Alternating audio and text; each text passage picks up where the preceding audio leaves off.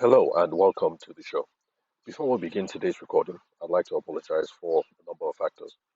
Number one, I'm trying out a new recording setup, so I have earphones in just so that I don't have to hold the phone all the time while I'm recording. Because on those days when the recording sessions get to about 20, 30 minutes, it's quite a drag having to hold the phone. So I'm just using one of my earphones, and then let's see how this performs. It'll be much more comfortable for me, and I'm hoping that the audio quality is not going to be bad or too compromised either. And then this is also another one of those out and about recordings. So you're going to be hearing cars in the background, people having conversations, and what have you.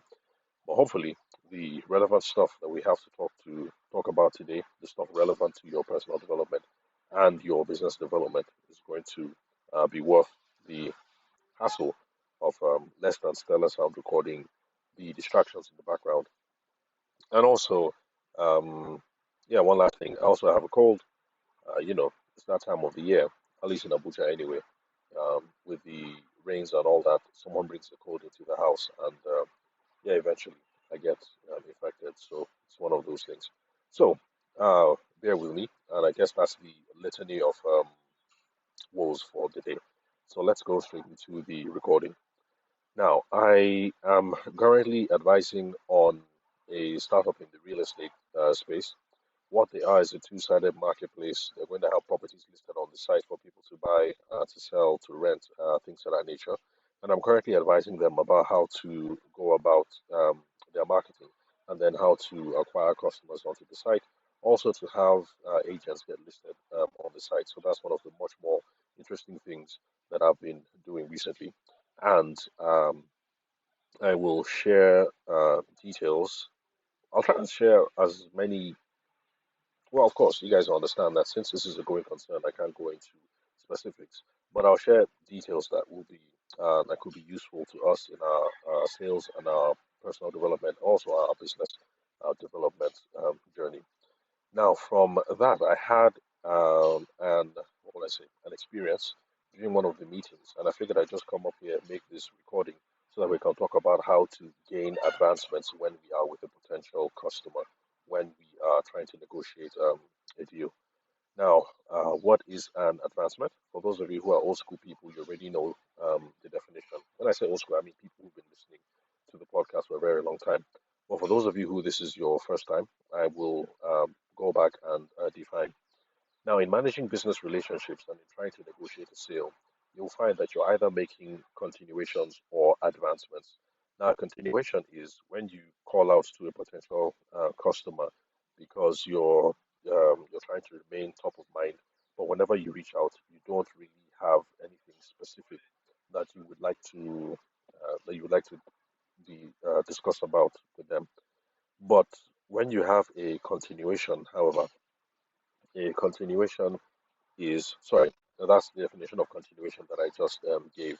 There's no specific agenda on the table. Now, when you have advancements, on the other hand, that means that at the previous interaction that you had with the potential customer, you have something concrete that both of you are working towards and something concrete that you're looking forward to. And so, whenever you call to follow up with the or follow through, rather, as I like to say, with the potential customer, there's something specific in mind that you have. Now let's tie that back to a wedding context. Um, you've met with the bride and the groom. You guys have had a conversation. You guys like each other. You all went to the same university. You go to the same church. It looks like you guys love each other, and it looks like it's a good deal. Sorry, it's a good feel, and you guys feel really comfortable about each other. And then you end the conversation. But the thing is, at this current meeting that you had, even though it was nice and warm and fuzzy, you have ended the meeting without having a clear sense of what the next step is. So in that case, if you were to call the bride and say, "Hey, Kemi, what's up? How you guys doing? Lovely weekend, yeah? The rains in Abuja, everything cool. How far Peter Obi elections, blah blah blah." You have all that general conversations, but you haven't had any specific conversation to move the business deal forward. And so in that case, what you have is a continuation. You're just faffing about. But if you have a conversation with the bride and the groom, and you guys had all that nice, warm, and fuzzy feelings, But at the end of the meeting, it became clear that the bride and the groom would like to discuss with their parents because, first of all, they're not sure who's going to be paying for wedding photography and video or who's going to be paying for wedding planning. So they want to talk with their parents and then they'll get back to you. So if at that meeting you say, okay, cool, that makes sense, it's a reasonable next step. How long do you guys think you need to have the conversation? And so let's say the bride says, oh, I'm talking to daddy this evening, so I'll let you know by tomorrow. And then the groom says, give me like a week. Let me talk to my folks. We have one or two things on hold. And then at that point you say, okay, yeah, no problem. No, that makes sense.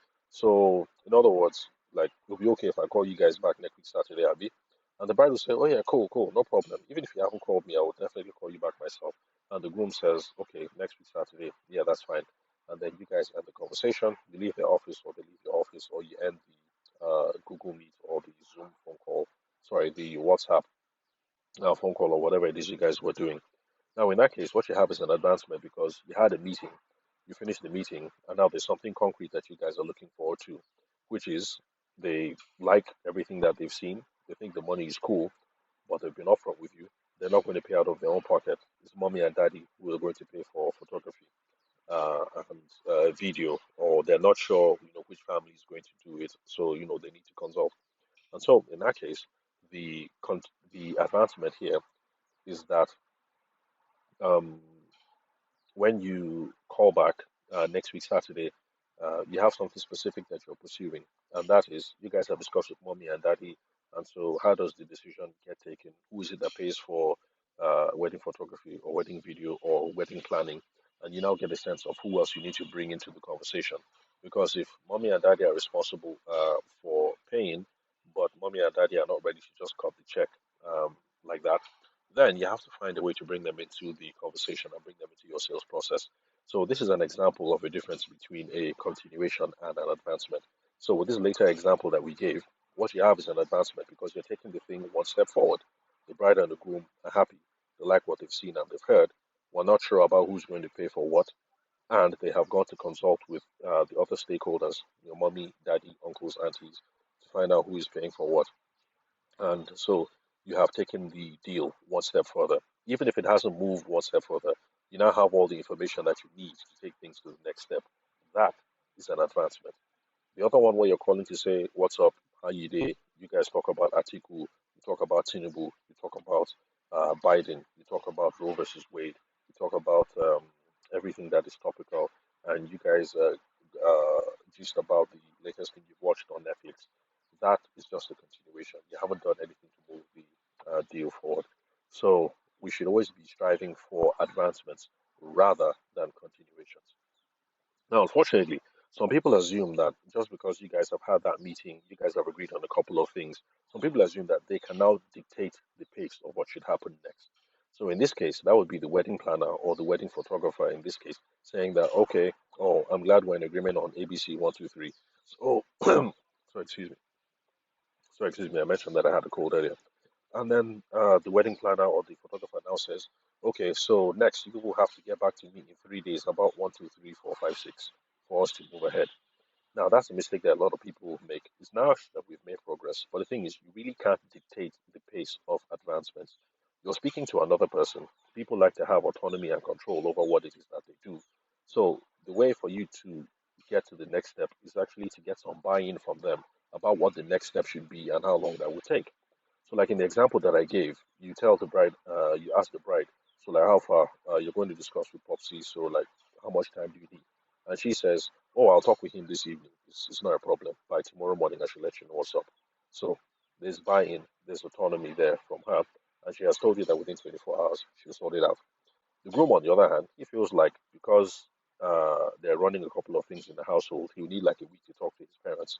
You've also respected his own autonomy, and gotten a reasonable time frame from him. He says he's going to need about a week, and in that case, um, you now have how do I put it? You now have a time scale that has been determined by them that respects their own autonomy, and that is what you're going to use to drive the whole thing forward. If you try to be presumptuous to say that, oh, okay, it makes sense, you guys need to discuss with mommy and daddy.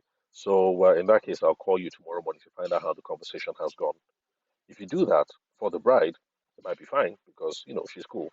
she's daddy's pet. She can talk to Popsy overnight. That's not a problem. But for the groom, on the other hand, they have lots of things that they're working on as a family. Like you said, they're trying to run a couple of things right now. He hasn't gone into specifics. It's not in your place to try and push on the question what it is that is priority for the family right now. So if you say, I'll call you back tomorrow, you're kind of forcing his hand and you're being a pest because he thinks he needs about a week to have a chat with Momsy and Popsy. Also, for those of you who are non-Nigerians, Momsy and Popsy, those are just some, what will I say, colloquial terms, the mother and the father. So if he thinks he needs about a week to talk to his folks, then you trying to rush it by dictating a day or 3 days or whatever, it's not going to make sense. You end up going to end up becoming a pest. And so that is how it is that you should come up with these timelines when you have advancements with the potential customer. And that's a mistake that the person sharing the meeting during the meeting for the real estate startups, the mistake that they made. The meeting was had, they agreed on some goals, and then next thing there was an email that dictated timelines like sales, you have to be done with this at this time, marketing be done with this at this time, agents be done with this at this time. And to the guy's credit, the fellow who is promoting the startup, I shot him a message, and to his credit, he responded quite well. I told him like, hey, we didn't agree to any of these timelines in the meeting. Next time you should get people's input before you call out like that. He was like, oh yeah, yeah, yeah, my bad, no wahala, no problem, and he has regressed. So you can see that when it comes to dealing with potential customers, whether you're in the wedding space or whether you're building your another business or some mega app or whatever, even if you're working in committees with people in church or committees of people at work, let's say you're still in the corporate space, you still work for Stanbic Bank or something. These are how you get buy-in and you move the advancements forward one step at a time. Because you find that you can have a really nice, wonderful meeting, but then you make the mistake that the wedding photographer might make in this situation, or that the founder made during the meeting in this case, and you then start trying to dictate timelines. And then what was a nice meeting now turns out to be, people having misgivings like, this guy's really bossy. He doesn't respect our time. He doesn't think we're intelligent. He's a dictator, she's a dictator, she's bossy, blah blah blah, and that's where some of these things come from. So, like I said, in the future, with the different experiences that I'm getting with that I'll be living through with these guys in this particular project, not just this project, but like I've been doing in the past, other projects that I'm working on, whatever business insights, personal insights that we can come up with, I definitely will share here so that we can improve our businesses and also improve ourselves and how we work with colleagues, family members. Because the skills that we gain over here on the podcast are not just useful for sales and business development, but for our personal interactions as well. So that's it pretty much. So remember that when you're dealing with potential customers, or even if you're having a committee meeting in church, like you guys are planning a fundraising, excuse me, you guys are planning a bazaar or whatever. Sorry, excuse me. So what you should be doing is at the end of the meeting, you should be looking for what are the advancements that we've made and trying to figure out the time scale for moving the project forward. But when you do, don't be a dictator. Respect people's autonomy. Don't start dictating times. You need to get people's buy-in on the project. So, Kelechuku Kunle, okay, yes, so you guys have agreed that you're handling 1, 2, 3, 4, 5, 6. How soon, how much time do you guys think you need to get back to us? If they say, oh, they need 2 months, and 2 months is kind of unrealistic, you can voice your concern, or the other committee members might chime up and say, 2 months. But if you guys take 2 months and our deadline is December, then how much time are you going to have left? I mean, these are the much more open um, ways that you can set timescales and move things forward. So don't be an autocrat, don't be a dictator, especially when you're dealing with potential clients. It's not going to fly. You are not the one who is going to dictate the time frame for your potential customer. In this case, for your bride and for your groom, the best you can do is to go with their own time frame, but also give your own professional opinions about how things are moving along.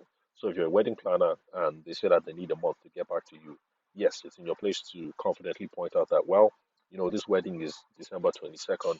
If you guys take a month, then that's going to be November 22nd, and that's not going to work because to come up with the scheme and the floor plan and everything, it takes 3 weeks. And we also have to do a vendors meeting and a test run. And so if you guys do that and then we do 3 weeks, we only have 1 week to try and sort out all the issues, and then that's not going to fly. And then besides, your photographer is going to need his payment 3 weeks before.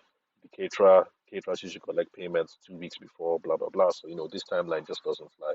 So yeah, you guys, it would be nice for you to take all the time you need, but unfortunately, the wedding is December 22nd, so maybe 2 weeks. Maybe you guys should use 2 weeks to decide on one, two, three, four, so that we can make progress on four, five, and six. So that's how we gain advancements when we're dealing with our potential customers. And this is the right way to start setting our timeframes. So thank you very much for listening to today's episode.